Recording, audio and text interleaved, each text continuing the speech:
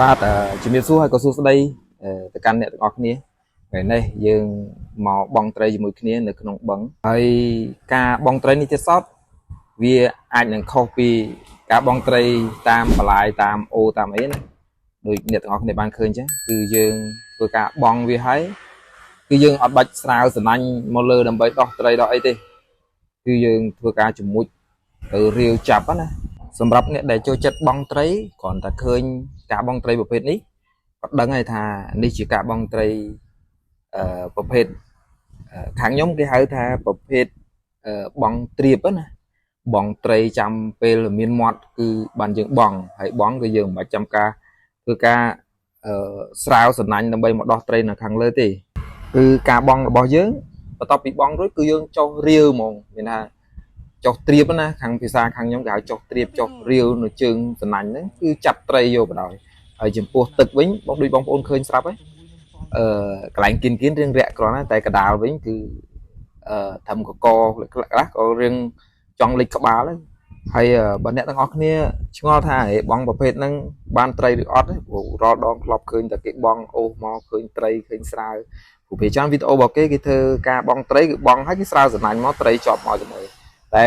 សម្រាប់វីដេអូនេះគឺបងហើយចោះរាវចាប់ត្រីអញ្ចឹងចង់ដឹងថាចាប់ត្រីបានឬមិនបានតោះទៅទស្សនាវីដេអូពេញបងប្អូនតែមុននឹងដល់វីដេអូបន្តក៏សូមអ្នកទាំងអស់គ្នាជួយចុច Subscribe ហើយចុចសញ្ញាកណ្ដឹងឲ្យខ្ញុំម្នាក់មួយផងឡើយយើងនិយាយពីចំណុចចាប់ដើមនៃវីដេអូគឺគោលបំណងមិនមែនមកបងត្រីទេគោលបំណងគឺមកបូមទឹកដាក់ស្រែដើម្បីវាយដីព្រោះស្រូវតែវាអត់មានកន្លែងបូមទឹកមកបូមទឹកពីម្ដងដែលជាប់ស្រែនឹងឯងតែតពីបូមទៅបានមកតិចល្មមស្រាប់តែមើលទៅរឿងទំនងដូចជាមានត្រីព្រោះដងនេះវាមានទឹកហូរចូលអីដើម្បីឲ្យត្រីនៅអីទេគ្រាន់ដងវានៅក្នុងតកាដែរជាប់តកាដែរអញ្ចឹងណាហើយបន្ទាប់ពីឃើញទំនងក៏សាកយកសំណាញ់មកបងលោមើនេះសាកមកសំណាញ់ដំបងបំផុតហ្នឹងបងគ្មានម៉ត់គ្មានអីទេសាកហើយក៏មានអ្នកឯកទេសនៅខាងជាមួយហ្នឹងគាត់សាកចុះទៅរាវដែរមានត្រីឬអត់ពុំដងយើងខាននេះយូរដែរហើយមិនដឹងថាមានត្រីមានអត់តែនេះភាសាគាត់ហើយទឹកនៅត្រឹមកត្រឹមមាត់តែគាត់ឃើញលឹមហ្នឹងគឺគាត់កំពុងតែរាវហើយគាត់កំពុងជាមួយនេះគាត់រាវប៉ះត្រីហើយចំពោះបងប្អូនមួយចំនួនទៀតប្រហែលជាឆ្ងល់ថាចុះបើបងចឹងដែរមិនក៏មិនដាក់ខ្សែសំណាញ់ទាញស្រាវអូសមកលើទៅអានេះគ្រាន់តែជម្រាបបងប្អូនថាអ្នកដែលគាត់ធ្លាប់បងបែបនេះគាត់ដឹងហើយព្រោះទី1យើងបងសំណាញ់កលាធំទី2ដងប្រភេទនេះគឺវាមាននៅខាងក្រោមអញ្ចឹងយើងបងយើងអូសសំណាញ់មកវាអត់បានទេអញ្ចឹងដល់ធ្វើការរាវចាប់ចឹងឯងហើយរាវចាប់នេះទៀតដល់តែមានជំនាញទៀតបើមិនមានជំនាញដូចខ្ញុំអីហ្នឹងខ្ញុំបានតែថតទៀតទេហើយចាំមើលទៅខាងមុខទៀតខ្ញុំនឹងបញ្ចេញសកម្មភាពចេញស្នាដៃឲ្យបងប្អូនមើលនេះឃើញគាត់បន្ទាប់ពីគាត់ចាប់បានត្រីមួយហើយគាត់ជាមួយតទៀតមានន័យថាគាត់ជាមួយហ្នឹងមិនមែនជាមួយអត់ប្រយោជន៍ជាមួយរាវជុំវិញសំណាញ់ហ្នឹងហើយបើថាប៉ះគឺគាត់ចាប់តែម្ដងនេះគេតែងហី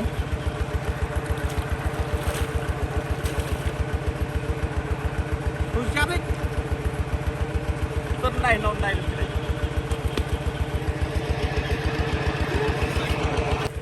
នឹងហើយដូចអ្នកទាំងអស់គ្នាបានស្ដាប់ចឹង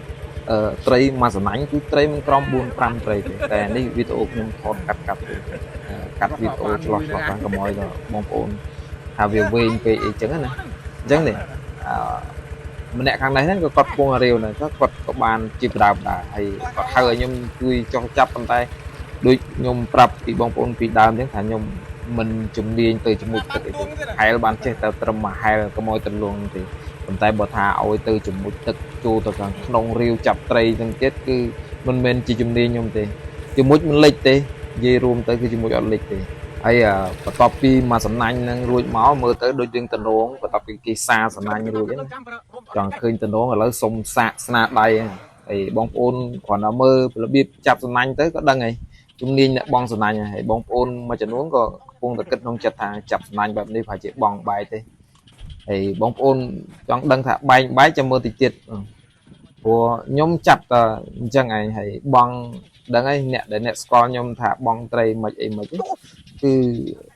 em sẽ mong cái chấm phu nẹp xính cái tới bong lại ná cái vô sân anh thì chập lại nó bong lại nó chấm mượt nhóm chập tăng pi lơ từ hãy đa từ bắt đầu mình qua thà cái lại nâng mà vậy tí thì chấm mơ snap đây nhóm thà bong ôn đang thà bay bay đang ấy mình tập bong lơ từ bồn đó bong rò từ năm thì ca chập lại bao nhóm cứ vẫn đang chập tập vẫn đang bay vô tụi nó off đi hay chấm mơ là tập hòn này ca chứ là ở phong ấy phong đi chấm mơ là tập hòn này ca bóng lỡ bóng ôn ta tia từng cái này mới thả bay mà lỡ chăm trong clip ní cái prap thằng ở trăm mọt sân thằng nhom thầm bạch trăm mọt ấy thế đây vừa đồ một phần nắng trăm mọt ấy nằm bên ngay thế khơi tụi nó bong tụi nó là lâu mua tí bay đi nè nó ngày bóng ôn và tập cái nhom và tranh là sẵn đại bong sẵn nành mà sẵn nành món nick cái bông ta riêu chập sẵn nành nhom bong này nè còn tay có tray có video đây mua là hết mình thay dương bay từ video tray đi từ đời xa tới xa năng về bộ tray tràn đài đó nè bộ đời xa tray xa dương về mình rơi về đường trời thì đi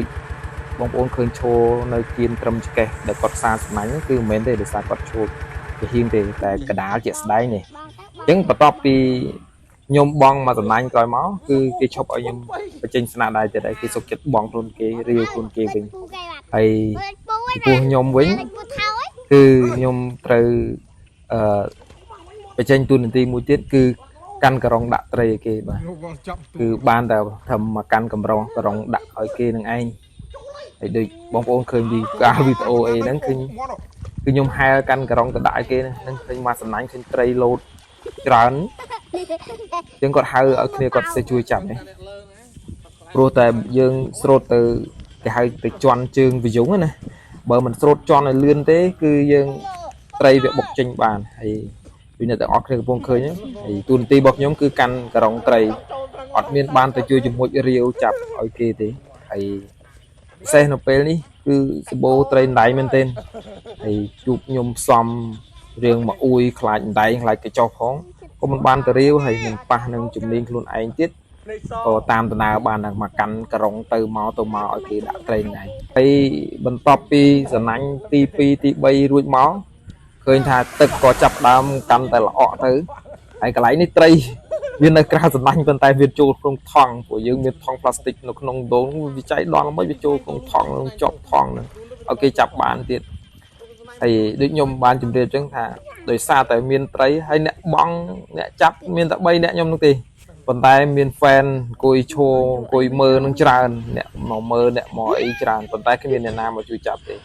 ដោយសារតែខ្វាកនឹងត្រីបានប៉ុន្តែត្រីបានជាមិនជាធំទេដូចបងប្អូនអរគ្នាបានឃើញចឹងគឺប៉ិនទៅជាងកដៃប៉ុន្តែវាមានចំនួនច្រើនអញ្ចឹងបន្តបងចាប់រហូតទៅដល់យើងយប់ងឹតហើយយប់ងឹតហ្នឹងក៏នៅតែបន្តធ្វើបែបហ្នឹងឯងសុខចិត្តដាក់ភ្លើងឈូលហើយរាវអញ្ចឹងទៀតបាយក៏មិននឹកទឹកក៏មិនស្រេកដែរប៉ុន្តែសួរថាល្វើយអត់ល្វើយដូចគ្នាព្រោះសកម្មភាពហ្នឹងពីថ្ងៃមកបងប្អូនអញ្ចឹងសកម្មភាពដែលយើងធ្វើនៅការបង់ត្រីរាវចាប់នេះបន្តរហូតដល់ម៉ោងប្រហែលជា8យប់អ្វីដែលកាន់តែយ៉ាប់យើងហ្នឹងគឺគោះពោះជាស្រ័យពោះកាន់តែគោហើយពុំមិនតាន់បានទៅបាយហ្នឹងពីថ្ងៃមកហើយអ្វីដែលពិបាកជាងនឹងមួយទៀតគឺមូសបងប្អូនមូសមិនខំទៅអ្នកដែលអង្គុយនៅខាងលើទេគឺខំអ្នកដែលនៅក្នុងទឹកហ្នឹងទៀតគឺយើងងើបមកវាខំបងប្អូនដឹងហើយនៅ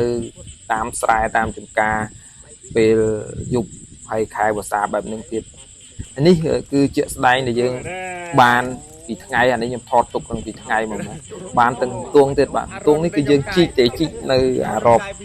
ដូងទេហើយជាស្ដែងយើងបានរឿងច្រើនដែរសរុបទៅប្រហែលជា10គីឡូត្រីដែរសរុបទៅវារឿងច្រើនដែរចឹងណាហើយត្រីក៏មិនជាធំមិនជានេះណាដែរគឺប៉ុណ្ណេះនេះគ្រាន់តែជាសង្ខេបយើងថតពីថ្ងៃទេហើយជាស្ដែងដែលយើងថតបានពេញនោះគឺអត់បានថតទេព្រោះមូលហេតុយប់ជ្រៅហើយឡើងមកវិញរៀងល្វើយផងក៏គ្មានកម្លាំងថតទុកឲ្យបងប្អូនមើលអញ្ចឹងក៏អធិស្ឋានសរុបជារួមមកគឺវីដេអូរបស់ខ្ញុំគឺមានតែប៉ុណ្្នឹងទេហើយស ុំបញ្ជាក់បងប្អូនកុំភ្លេចជួយ like និង subscribe ចុចរូបកណ្ដឹងឲ្យ channel របស់ខ្ញុំម្នាក់មួយផងដើម្បីមានកម្លាំងចិត្តនឹងធ្វើវីដេអូបង្ហាញបងប្អូននៅពេលក្រោយទៀតបាទសូមអរគុណ